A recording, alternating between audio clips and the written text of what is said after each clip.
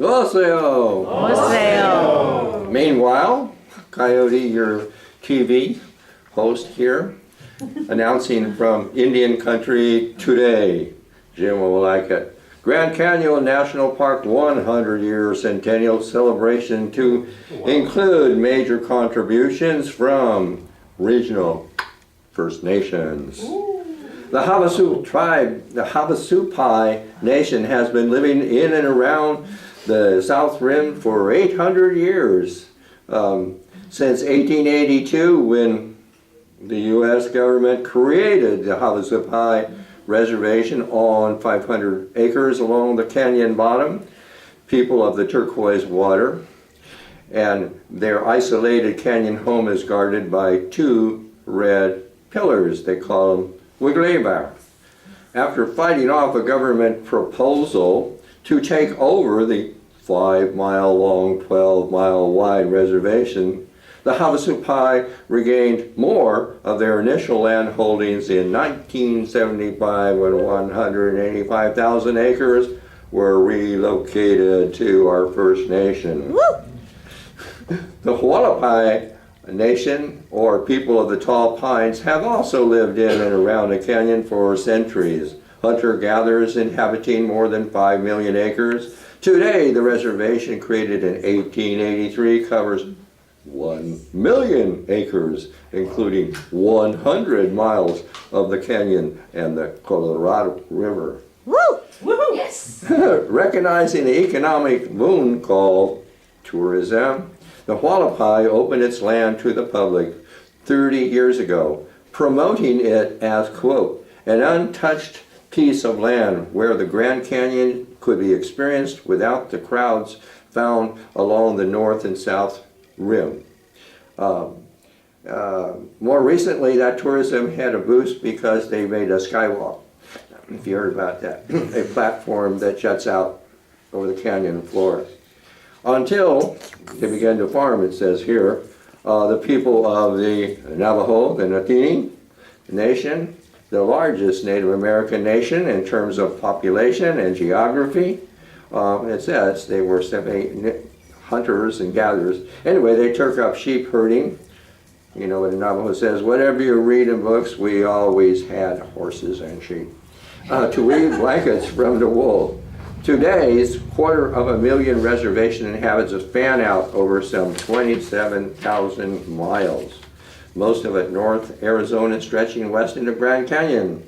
At the present, the Hopi people, the oldest living culture in documented history, have lived there for 2,000 years.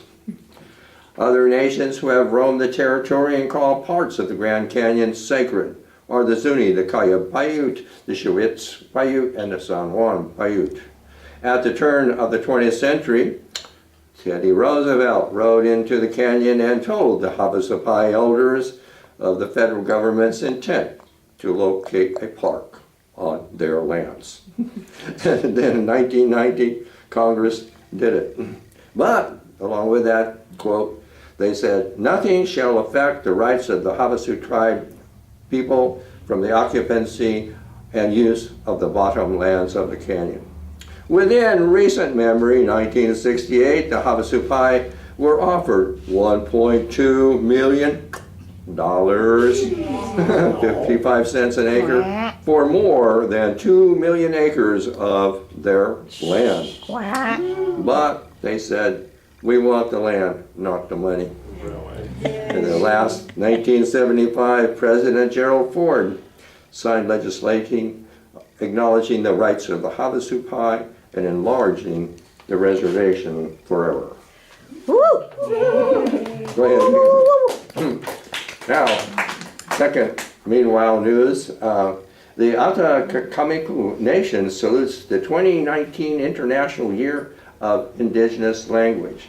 Now, this is really important because there was a real attempt. This is in Canada, but in this country, they, up until Bush 1990 signed into law protecting our language, they did everything to rub it out. But Canada as a country has decided First Nations is the term, no more tribe. So that's what this is announcing, that this Atakameku language is one of the best preserved indigenous languages in North America. And it's spoken at home by 97% of the people. But you know, it still is fragile. They have preserved, quote, the R dialect of the Proto-Algonquin language. This is an archaic dialect that linguists recognize an invaluable treasure in terms of traditional knowledge.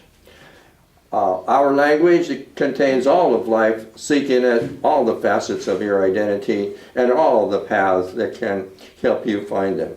The only thing that could prevent your awakening is lacking the will to devote time to this pursuit.